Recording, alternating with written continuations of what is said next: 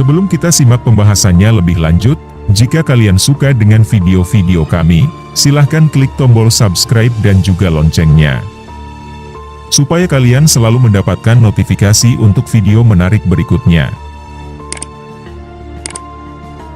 Budayakan untuk menyimak sampai selesai, karena kali ini kami akan membahas kisah yang sangat menarik, yaitu kebenaran di balik kisah Ken Dedes dan Ken Arok. Simak baik-baik untuk pembahasan ini, apakah kisah Ken Dedes dan Ken Arok hanya cerita mitos? Apa memang benar pernah ada di zaman dulu? Menurut mitos, ia memiliki kisah hidup yang penuh drama seperti yang telah kita dengar selama ini di kalangan masyarakat Indonesia. Untuk cerita selengkapnya, kami akan membahasnya lebih jauh mengenai karakter wanita paling fenomenal di zamannya ini.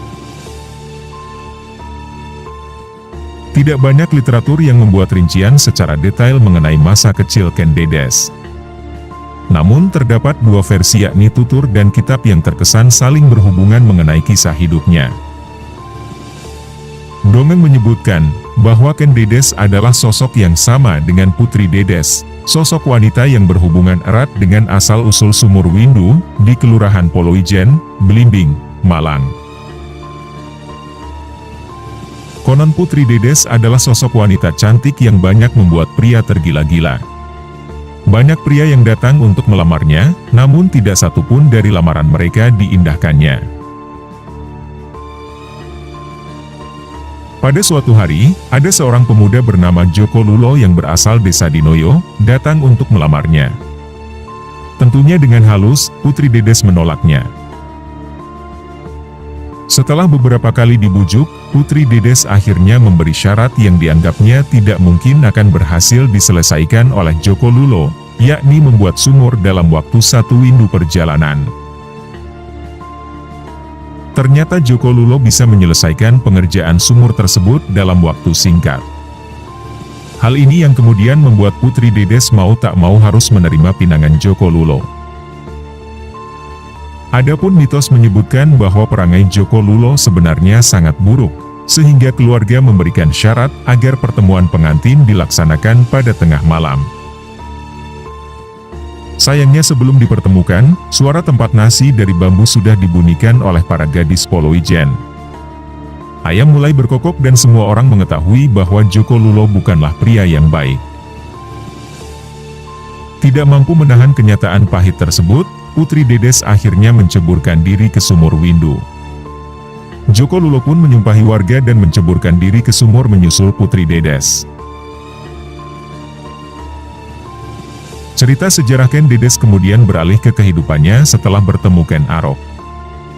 Ahli sejarah meyakini bahwa sosok Putri Dedes dan Ken Dedes adalah wanita yang sama, yang pernah tinggal di desa Panawijen, atau sekarang bernama Poloijen, Malang.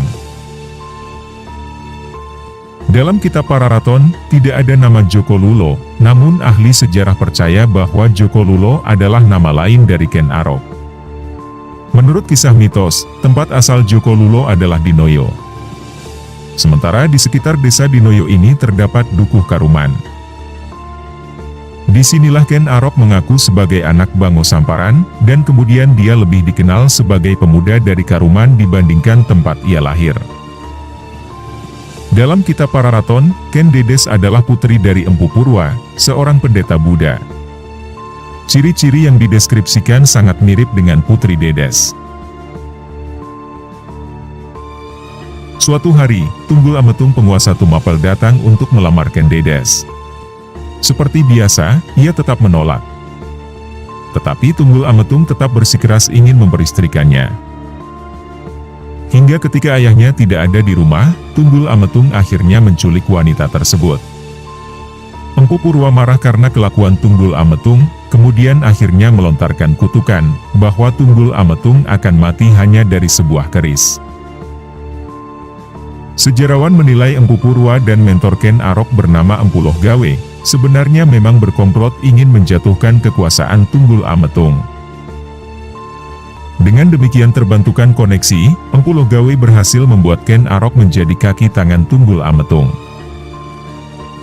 Dalam kitab Pararaton dijelaskan bahwa Ken Arok pertama kali bertemu dengan Ken Dedes saat dirinya bertamasya di sebuah taman. Pada kesempatan tersebut, Ken Arok tidak sengaja melihat betis Ken Dedes yang bercahaya dan langsung tergila-gila dengan kecantikan wanita tersebut. Dengan penuh semangat Ken Arok menceritakan hal tersebut kepada Empu Loh Gawe. Mendapati hal tersebut, Loh Gawe mengatakan tipikal wanita seperti itu adalah titisan dewa, dan siapapun yang mampu memperistrikan perempuan seperti itu, kelak bisa menjadi raja yang menurunkan raja-raja besar. Dengan demikian, Ken Arok akhirnya melancarkan aksi untuk membunuh Tunggul Ametung dengan sebilah keris yang dibuat oleh Empu Gandring. Ken Arok akhirnya membunuh Tunggul Ametung di depan Ken Dedes, yang terdiam setelah mendapat bujuk rayu dari Ken Arok. Adapun tradisi lisan menyebutkan bahwa baik Ken Arok dan Ken Dedes sebenarnya memang sudah saling mengenal sebelum kejadian di taman itu. Sehingga Ken Dedes pun jatuh cinta dan menerima begitu saja saat Ken Arok membunuh suaminya. Ahli sejarah yakin bahwa tidak mungkin Ken Arok yang nakal baru tahu tentang keberadaan gadis yang jelita di Poloijen. Sehingga ketika Ken Dedes diculik oleh Tunggul Ametung, Ken Arok tak lantas hanya berdiam diri. Hal ini yang akhirnya dimanfaatkan ayah Ken Dedes yakni Empu Purwa, Empu Loh Gawe, dan para Brahmana. Setelah berhasil membunuh Tunggul Ametung dengan sebilah keris dan menuduh Kebo Ijo yang melakukannya. Kemudian Ken Arok lantas memperistrikan Ken Dedes yang pada saat itu sedang mengandung anak hasil perkawinannya dengan Tunggul Ametung yang diberi nama Anusapati. Ken Dedes sendiri dikaruniai 4 orang anak hasil pernikahannya dengan Ken Arok. Sementara Ken Arok juga memiliki selir bernama Ken Umang, dan mendapatkan 4 orang anak dari pernikahan tersebut. Masa kejayaan Ken Arok dimulai saat ia berhasil melepaskan bayang-bayang Tumapel dari kerajaan Kediri cikal bakal kerajaan Singasari. Namun masa pemerintahan Ken Arok tidak berlangsung lama karena diceritakan bahwa Ken Arok dibunuh oleh Anusapati. Dalam kitab Pararaton, Ken Dedes disebut sebagai perempuan Ardhanareswari. Ini artinya ia memiliki pertanda sebagai perempuan utama. Namun ia juga ceritakan seperti perempuan yang terombang-ambing oleh keambisiusan laki-laki. Misalnya seperti saat Tunggul Ametung dibunuh, ia terkesan tidak banyak berperan. Setelah itu Ken Dedes pun malah menjalin cinta dengan Ken Arok. Karena ini tradisi lisan menilai bahwa diamnya Ken Dedes adalah wujud kekecewaannya. Ia kecewa diperistrikan pertama kali oleh Tunggul Ametung. Sementara itu, Ken Arok juga masih sempat bermain hati dengan wanita lain saat ia sedang mengandung anak dari musuh utamanya. Selain kisah hidupnya yang penuh drama, Ken Dedes adalah sosok yang paling berjasa melahirkan keturunan raja-raja besar di Pulau Jawa, yang pada akhirnya terkenal bisa memimpin salah satu kerajaan terbesar di Nusantara yakni Kerajaan Singasari dan Kerajaan Majapahit. Baik keturunan dari Anusapati dan Tohjaya, anak dari hasil pernikahannya dengan Ken Arok, sama-sama berhasil menjadi raja.